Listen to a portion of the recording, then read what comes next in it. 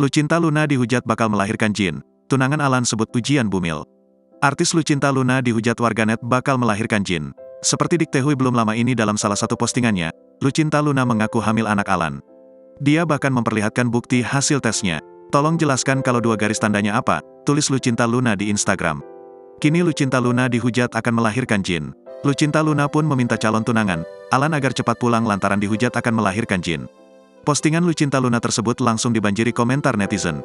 Ya Tuhan jahatnya, kenapa kalian ini? Ujian bumil selau aja dihujat sama media gak penting. Kenapa gak sekalian aja yang keluar lahiran bayi megalodon atau bayi jengkot? Tulis Lucinta Luna melalui Instagramnya, Minggu, tanggal 24 September tahun 2023. Ia pun meminta calon tunangannya yakni Alan untuk cepat pulang menemaninya. Sebab, Lucinta sudah tak kuat lagi dihujat oleh netizen.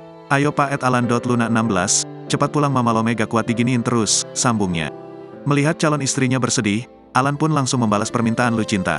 Jadikan semua hinaan ini sebagai penebus dosa kita. Oke sayang, balas Alan. Alih-alih curhat tentang kesedihannya, Lucinta malah kembali dihujat. Spesies baru akan lahir 7 bulan lagi, kata netizen. Kasihan kali pasangan ini difitnah ini, semangat ya bumil. Ada sejuta situ, jelas netizen.